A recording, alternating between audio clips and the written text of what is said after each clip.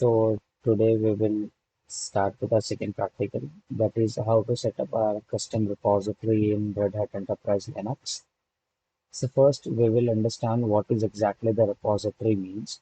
So the repository is a centralized place where the system can keep the softwares and the packages so that the system administrator and the users can get installed and update the softwares easily and safely.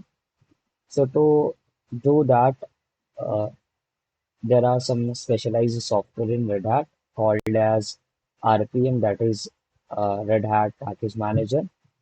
With that, there are many other tools also, just like Yum and DNF. So Yum is basically Yellowdog Update Manager, which is a tool for package management.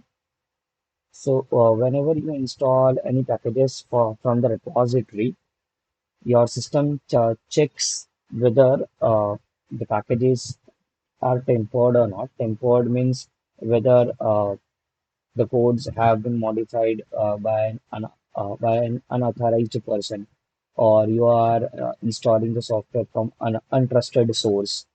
So you basically check uh, the integrity by using JPG keys. JPG keys are nothing but your digital signature keys used for encryptions. So the Yum also do that. So basically, repositories are of two types. One that the repository that are online, and the second one that is set up on a local host. So we are going to set up a repository in our local host, means local computer only, not on the internet or on FTP servers. So here are some steps written down to set up your custom repository. So the first step is to attach an ISO to your VMware. The second step is to create any folder that you are going to use as your repository. The third step is to copy some folders from this ISO file to your local file, and then you have to create some configuration files for your repository to enable it for Yum to use this repository by default. So let's move to our practical. So first, start your VMware virtual machine and go to settings and attach an ISO file. So you have to go on storage. Then yeah, the controller ID, that is to attach DVD or CDs. So click on it and add your ISO file and double click on it to choose. Yeah, you can see it. I have attached my DVD, that is ISO image file of Red Hat. Press OK and start your virtual machine.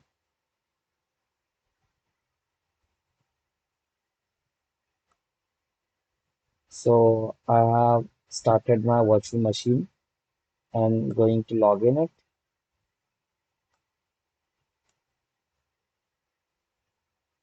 So as you can see, I have logged in into my virtual machine. So just quickly open your files and you can find here that your DVD is attached here. So basically we have to copy these both folders. This folder basically contain our packages that has given by Red Hat itself on the DVD image. So just copy both this file into your some local folders. So I will just open my terminal to do so. So first become the root user to have an access to all the folders and permissions. So I have just switched to root user. Now just create a empty folder called as repo in your root directory. Okay. So the repository already exists in my case. So I will just create it repo new. Okay. And now uh, just type lsblk to see on which path your DVD is mounted. So you can see here that is SR0 is a device name, and you can see here that is run media admin RHEL. This is your DVD image. Okay. So in this path, yeah, you can find your all the folders that are present in your DVD. So we are just changing the directory to that is run media admin. Just copy this path and paste it here. So we are inside our DVD. So just I can type ls-la to verify that both the folders are present in my DVD, that is AppStream and base OS. So just type a command cp-rv and which folder you have to copy, that is AppStream, and in which destination, that is at repo new, and press enter. So this will take some time to copy all the packages from your DVD to your local folder. So just wait for the some time.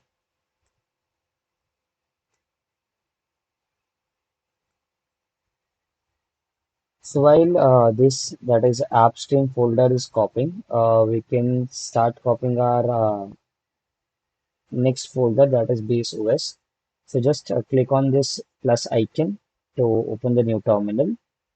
While this file is already in the process of copying, so just create open the new terminal, and on the same path, uh, just become a root user and copy the second folder that was base OS. So cp-rv and base OS, and we have to copy in our repo new folder and press enter and wait for the both the process to be done. So here both the folders are being copied.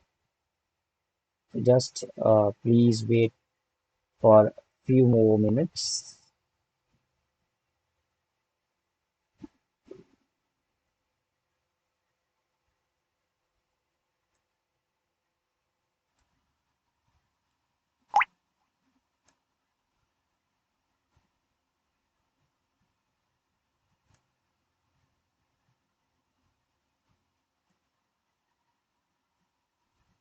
So as you can see here, both the folders has copied successfully. That is our base OS and AppStream.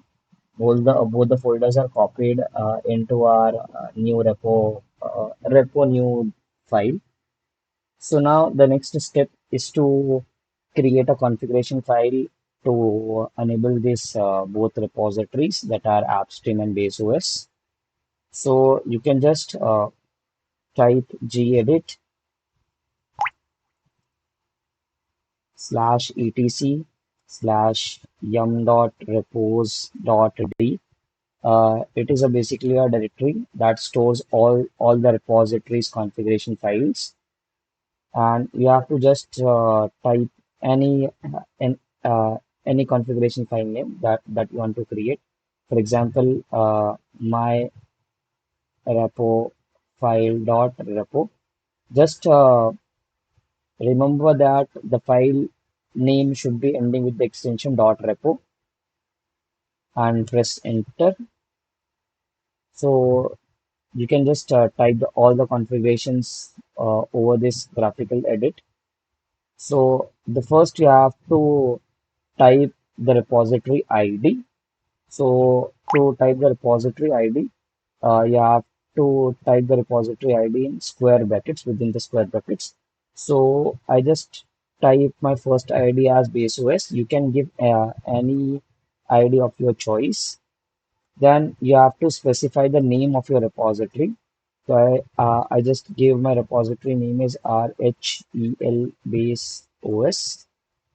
Then you have to define the base URL, means uh, the base OS is located at which directory. You have to give the path. So the base URL will be file colon slash slash, and then your path on the local system. That was slash repo new slash base OS. Then you have to type that is enabled, means you have to activate this repository to use it with yum. Enabled is equals to 1. And then the last parameter will be jpg check is equals to 0. jpg check is equals to 0 means you don't want to check whether the packages are installed from the trusted source or not. If you want to do so, then you have to type here 1 and then you have to provide your JPG key path. So I don't do it right now. So I will provide it JPG key check as 0. Then you have to type your second repository ID, that is AppStream. So this is my second repository ID and the name will be RHEL AppStream. Then base URL will be file and then your local repository name, that is repo new and AppStream. Okay, and then enabled is equals to 1 to activate this repository, and to off the JPG check we will write JPG check 0 and save this file. Okay, and now to verify whether the repository has been configured or not, you can just type yum repo list. This command will list you down all the repositories that are enabled on your system. So here I can see that my repository IDs, that is AppStream and BaseOS, that I have been provided in my repository, my repo.repo file. And this was the repository name which I have provided in the configuration file. So to check whether the yum is working with a repository or not, you can just try by installing some few packages. So I can just install, for example, I can install the DHCP server package. So the basic command of yum to install any packages is yum install and then your package name, that is DHCP server. Okay, press enter.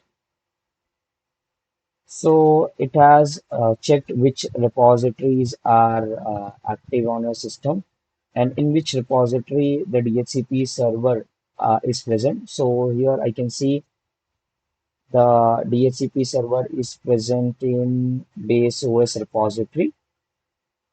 And to install DHCP server, we will require the DHCP common package as a dependency. So the yum will install both of these packages. So the yum is asking for the confirmation that you have to install both these packages. So I can just type Y to confirm and press enter and wait for the few seconds to install. So here we are done with installation and this is our uh, practical.